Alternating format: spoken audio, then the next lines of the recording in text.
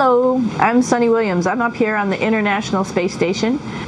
Now, I'm going to say where we are. So right now, we're in the Japanese laboratory. It's one laboratory out of many here on the International Space Station. It's actually on the left-hand side. If I was the International Space Station and I was flying through space like this, my left hand would be where the Japanese laboratory is.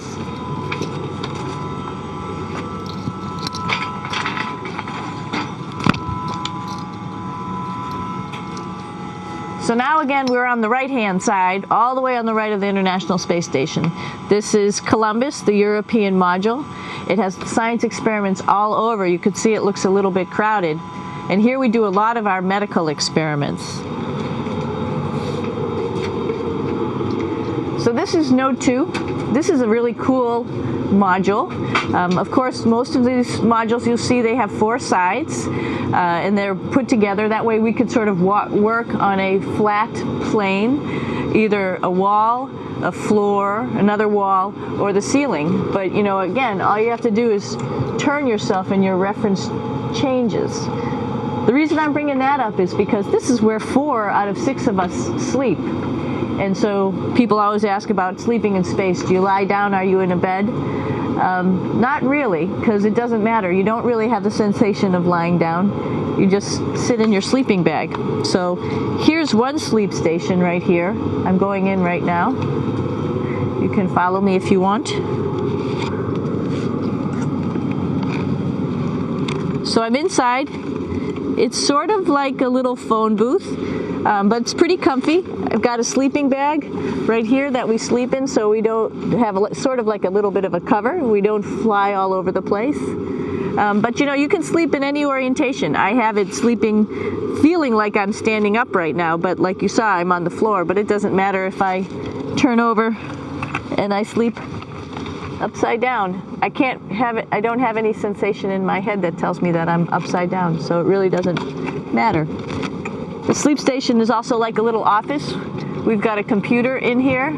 As you can see, we've got a couple little toys. I've got some books. I've got some clothes and other things that make it sort of like home. I'm coming out. And just for reference, that's one sleep station. This one's another. Right here. There's one on the ceiling, if you want to call it. Right here. And then there's a 4th on the other wall over here. So all of us sleep in a little bit of a circle. All right, come on back. There's more to show you.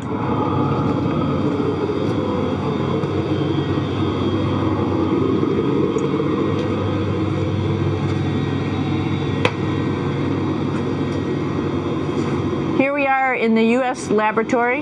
Again, this is a laboratory with science experience on all of the walls here, all sorts of stuff that we do.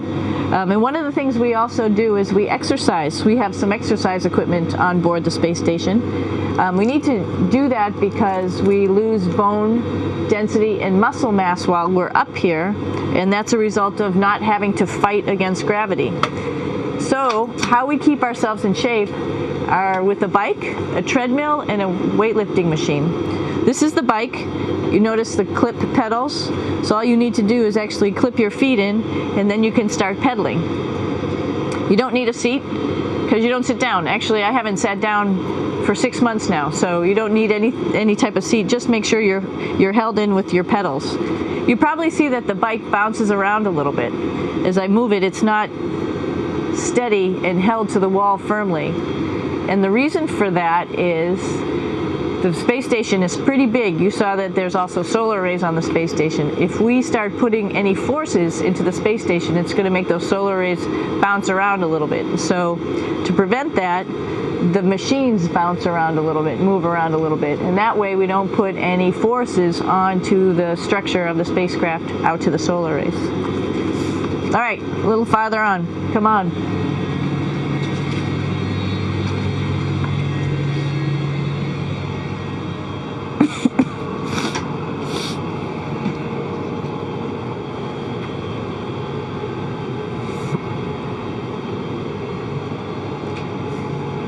Here's a pretty cool place. This is sort of like in your house where everybody meets in the morning.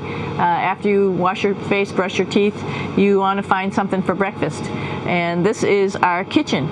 You might notice there's all sorts of foods here. It's like opening the refrigerator. You got all your different stuff that you want to have: drinks, meats, eggs, vegetables, cereals, bread, snacks, and that's a good place. That's where you find all the candy. Side dishes, and then some little power bars just in case. So we have all this type of food. Some of it is dehydrated, and so we have to hydrate it, fill it up with water. Some of it is already made, and then all we have to do is heat it up. So something like this, I'm pulling out barbecued beef brisket. Pretty yummy. Not only is this food made in the US, but we also have food here from Japan. We've got Russian food. As you can see, all these red containers are filled with food that's from Russia. And then we get some of our specialty stuff, some things that we like, some of our favorite stuff that your family can send up. In fact, I like fluffernutters, and so I got sent up some fluff so I could make my fluffernutter with peanut butter. So you have a lot of food up here, no problems.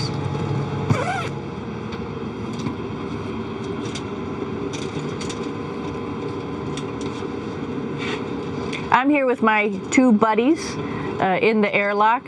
Actually, these are two spacesuits that are ready, primed up to go outside, as we call it, to go do a spacewalk in case we have to do anything outside. Some of the things we do outside are just like inside, repairs. We have a lot of electrical boxes and machinery and solar arrays, in fact, that I talked about earlier, that are outside, and sometimes they don't work quite right. Remember, space is really cold and really hot, and it's also the vacuum of space with no pressure, and so some of the equipment doesn't work well all the time. So we might have to go out and do a spacewalk. Right behind me is actually the hatch that you go out into space, and right now we have it filled up with a couple other spacesuits because we've got 4 of them up here and some of our tools. But right behind here is the hatch in which you actually go right outside into the vacuum of space. The spacesuit is pretty big, as you can see. It's like being a football player. Part of the reason it's so big and bulky is because of this backside, this backpack. It's like going on a hike with a backpack, but the backpack and the suit weighs about 300 pounds. Luckily in space, nothing really weighs anything, so you don't feel that it's so heavy. But we need to have such a big suit because that guy back there is essentially the heart of the spacecraft. I call this actually a spacecraft. It has all the oxygen for you. It has all the carbon dioxide removal system for you. It also has a heating and cooling system to make sure to regulate our body temperatures while we're outside. It also has a computer, so it tells you on a display here if there's anything that's going wrong with the suit, if we're running out of oxygen, if we have too much carbon dioxide, or any type of electrical problem. So it's a pretty awesome little spacecraft, and actually got to go out, use my little spacecraft a couple times, and it worked like a charm. Lucky that it works very nice. You might want to see what the helmet looks like. It's pretty cool too. We don't usually go out like this, so you usually can see when the helmet's open. So you can see what it looks like inside. Somebody's little head would be inside of here. So you can see, you can turn your head all the way around while you're inside of there, but the helmet stays still. So that's determines your how far you could see. And it's usually pretty sunny out there, so we have to wear our sunglasses, and this is our sunglasses right here, which make you look pretty cool.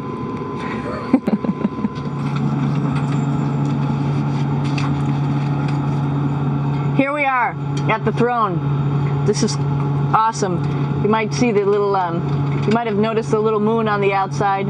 This is our orbital outhouse right here. And of course, it serves for 2 functions. Number 2, right here.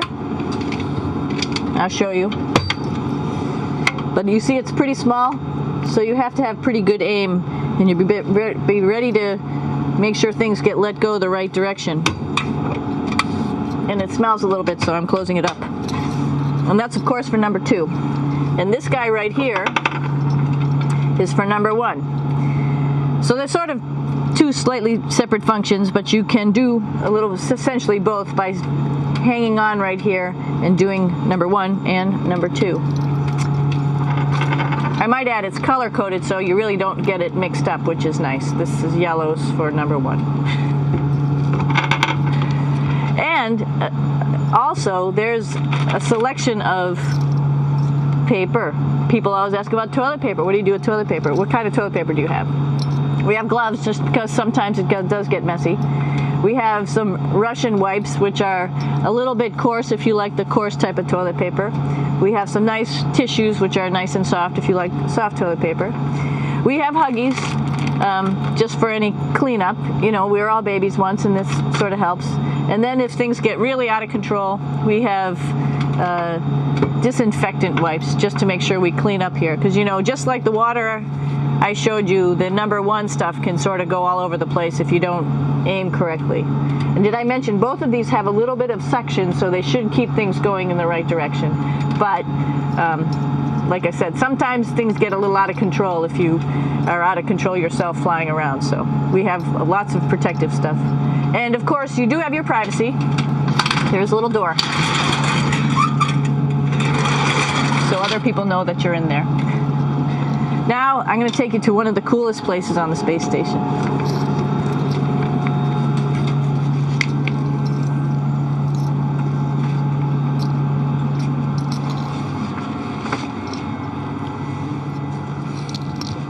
It's like a glass-bottom boat.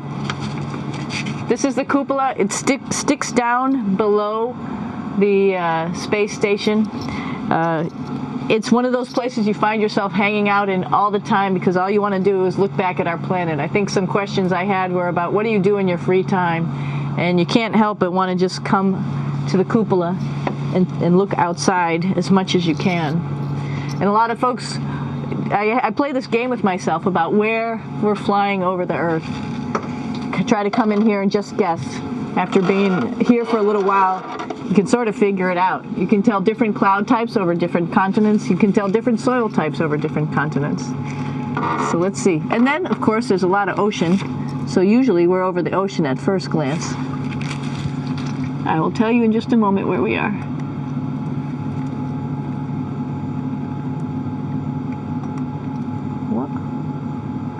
There we go. So right now we are right over Africa. It's a little bit cloudy, as you can tell. But we're right over the continent of Africa. Hey, what's that? I think that's a Soyuz spacecraft. That's the spacecraft that's taken us home to planet Earth today. Oh my gosh. We might have to go take a look at that. That's pretty cool. It's a little bit smaller than the rest of the spacecraft, the space station, so you'll see if we go there, it'll be a little bit more crammed. But we're going, you can look all the way back to the back of the spacecraft, which is where the Russian segment is. And then you could look all the way forward to the front of the spacecraft, where the Japanese laboratory, the European laboratory, and the American laboratory. Hey, one thing I didn't show you, or I talked about but I didn't show you, was the exercise, another piece of exercise device. This is what we call the ARED. And with this, you can lift weights based on vacuum in these cylinders, just like you do at home at a gym. For example, if I wanted to do a squat, I could do it like this. Oops. I just need some weight on this thing. I'm not lifting with anything, so it's too easy. One of the cool things you could do things that you can't do at home. For example, single leg squats with just one leg, because the other leg, you won't fall over. So all sorts of stuff. You can also do bench press. We have a bench that we could add on here, so you can work on your beach muscles. All right. I showed you the Soyuz. Let's go check it out.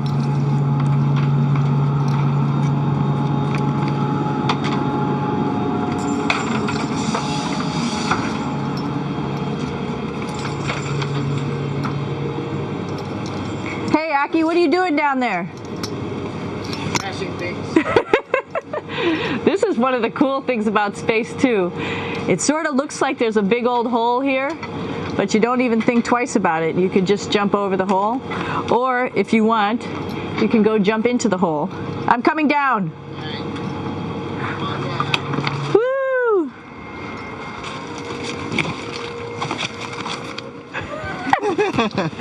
Then you can come right back up again, like Superman. Woo!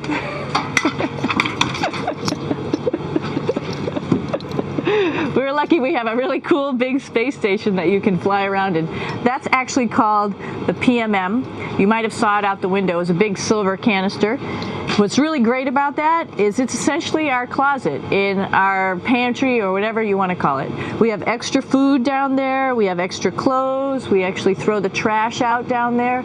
So it's nice and organized, and we have all of our stuff that we need while we're working in all these other modules all stowed in this location down here. And it's a lot of fun to play in. Now that's a lot bigger than the Soyuz. Oh, one thing we need to show you is our patches here. While we've been up here, we've been Expedition 32 first, and then just recently we're leaving. We were Expedition 33, and there's all the crew members who are up here with us right now. Myself, Yuri Malenchenko, Aki Hoshide, if you can read Japanese, Yevgeny Turelkin, if you can read Russian, Oleg Novinsky, and Kevin Ford, who just took over as the commander of the space station and will be the commander for the next couple months. And he, by the way, is behind the camera right now. So you can say, hi, Kevin. So we're going into the Russian segment. Be ready. You don't need a passport either.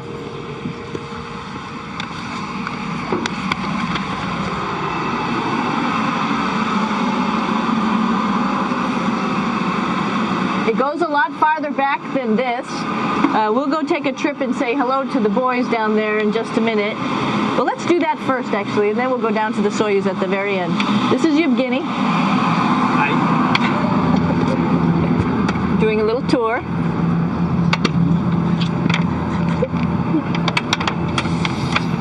This is the FGB, and what's cool about this module, it is actually the very first piece of the space station that came up in 1998. The space station has been around for about now manned for 12 years, but it's been up in space for about 14 years. And this was the very first. It is like the Russians' PMM. It has a lot of storage, as you can see.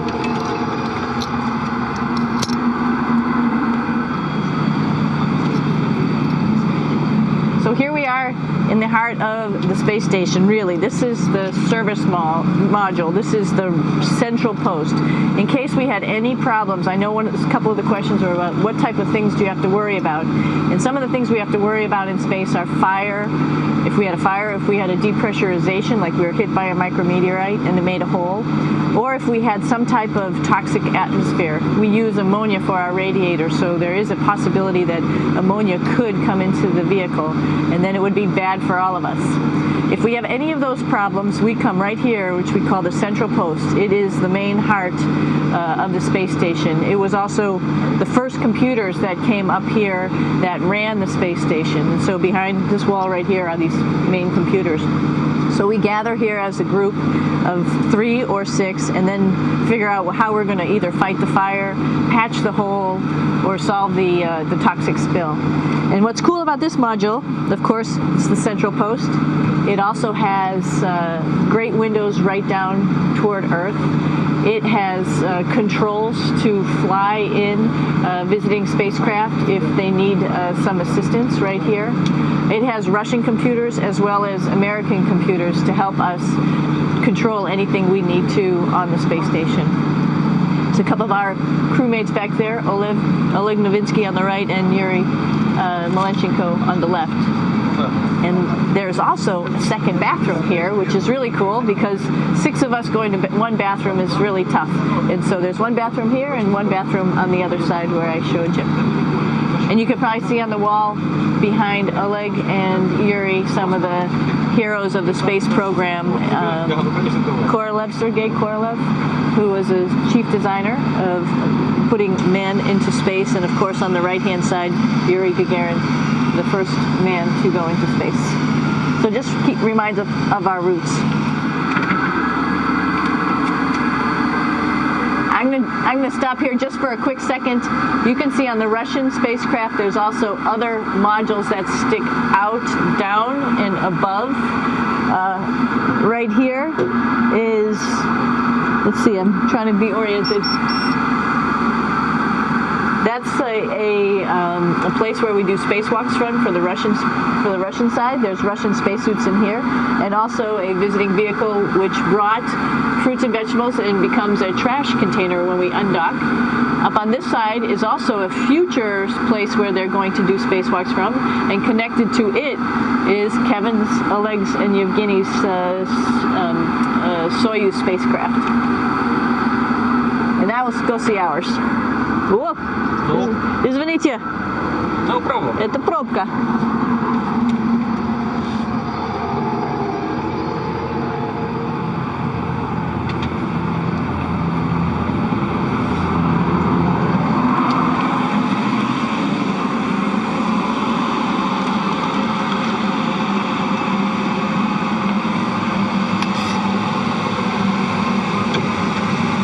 Coming down.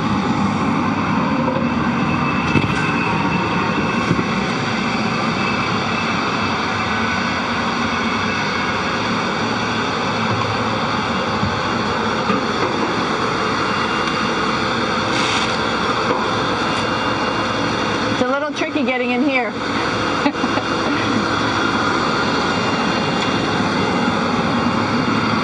This is the docking probe right here, this big thing. This helps us connect to the spacecraft. This probe actually sticks into this cone, and that's how the spacecraft, our Soyuz, becomes connected to the ISS initially. That is then replaced by clamps, which are around here, that will allow the two spacecraft to be stuck together. And then you can remove the probe in the cone.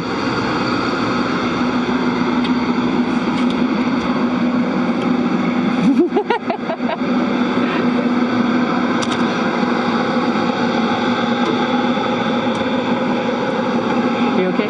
All right, so here we are in the Soyuz. This is what we call the BEO, the living compartment, bitovoy otsek in Russian. It also has a little bathroom. It's not as good as the other bathrooms, so we try not to use it too much.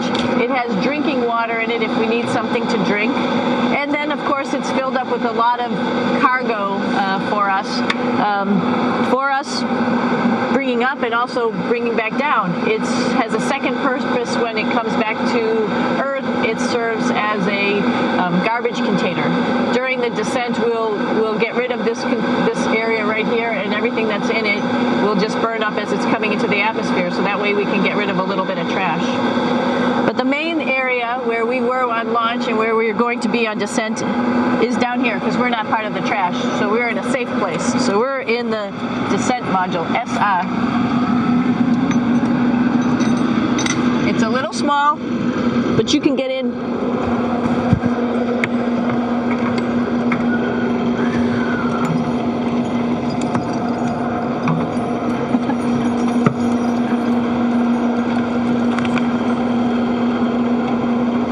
Not sure how well you could see in here.